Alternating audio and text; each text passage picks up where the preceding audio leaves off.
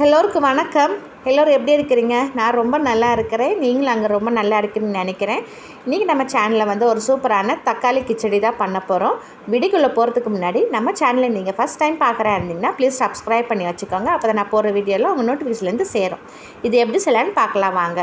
First அடுப்பை பற்ற வச்சுட்டு ஒரு கடாய் வச்சுக்கோங்க. கடாய் லைட்டாக சூடானோடனே ஒரு 2 டீஸ்பூன் அளவு கடலெண்ணெய் விட்டுக்கோங்க. எண்ணெய் லைட்டாக சூடானோடனே நான் 1.5 கப் அளவு வறுக்காத ரவை எடுத்துருக்கிறேன். நீங்கள் வறுத்த ரவையை எடுத்தாலும் லைட்டாக எண்ணெய் ஊற்றாமல் நீங்கள் வறுத்துக்கோங்க. அப்போ ரவை கொஞ்சம் சூடாக இருக்கும் போது நம்மளுக்கு கிச்சடி ஒட்டாமல் நல்லா கொலன்னு இல்லாமல் நல்லா இருக்கும் பொலன்னு சாப்பிட்றதுக்கு. அதுக்கப்புறம் இந்த ரவையை நல்லா வறுத்துட்டு தனியாக எடுத்து வச்சுக்கோங்க.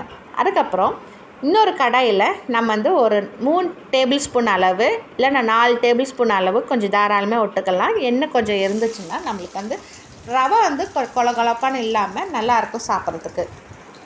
எண்ணெய் லைட்டாக சூடானோடனே ஒரு பெரிய மீடியம் சைஸ் வெங்காயம் பொடிசாக நான் கட் பண்ணது, காரத்துக்கு எந்த மாதிரி பச்சை மிளகா போட்டுக்கோங்க. நான் 5 போட்டுக்கிறேன். இதை நல்லா வதக்கிட்டு 1 டீஸ்பூன் அளவு இஞ்சி பூண்டு பேஸ்ட்டு போட்டு நல்லா வதக்கிக்கோங்க பச்சை வாசனை போகிற வரைக்கும். அதுக்கப்புறம் கொஞ்சமாக கொத்தமல்லி தழை போட்டு ஒரு 10 செகண்டுக்கு நம்ம வதக்கிக்கலாம். ஏன் நம்ம ஃபஸ்ட்டே போடுறோம்னா கொத்தமல்லி அந்த ஃப்ளேவர் நல்லாயிருக்கும் சாப்பிடும் போது.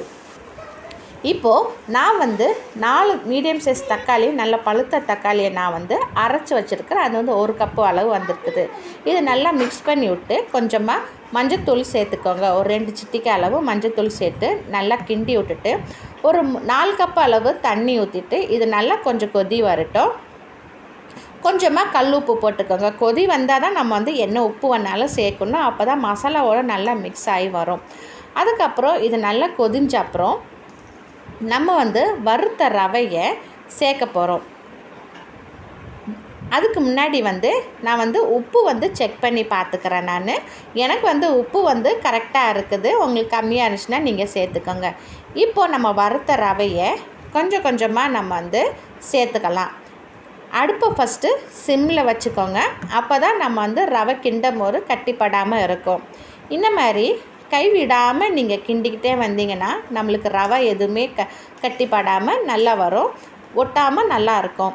இப்போது தண்ணியும் ரவையும் நல்லா மிக்ஸ் பண்ணி விட்டுக்கிட்டே இருங்க. நம்மளுக்கு அந்த ரவை கிச்சடி கன்சிஸ்டி வரும் பார்த்திங்களா,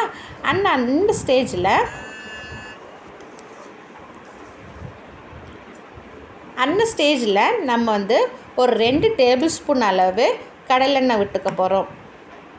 ஏன் நம்ம திருப்பி எண்ணெய் விட்றோம்னா பாத்திரத்தில் எதுவும் ஒட்டாமல் வரும். நல்லா கிச்சடியும் நல்லா சாஃப்டாக கிடைக்கும். நம்ம சாப்பிடும் போது அவ்வளோ ருசியாக இருக்கும். இப்போது இந்த எண்ணெய் விட்டுட்டு நல்லா இந்த மாதிரி மிக்ஸ் பண்ணி விட்டுக்கோங்க. கடைசி வரைக்கும் சிம்மில் வச்சுக்கோங்க. கொஞ்சம் அங்கங்கே கட்டியாக இருந்துச்சுன்னா உடச்சி விட்டுக்கோங்க. தானாகவே உடஞ்சிரும் நம்ம கிண்ட.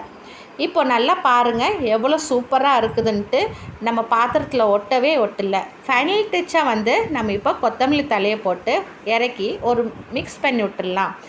இப்போ உங்களுக்கு காமிக்கிறேன் பாருங்கள் எப்படி அழகாக சூப்பராக இருக்குதுன்ட்டு, எவ்வளோ அழகாக ஒழுங்கு. இப்போது நம்மளோட கிச்சடி ரெடி. ஃப்ரெண்ட்ஸ், உங்களுக்கு வீடியோ பிடிச்சுன்னா லைக் பண்ணுங்கள், மறக்காமல் சேனலை சப்ஸ்கிரைப் பண்ணிக்கோங்க. தேங்க்யூ.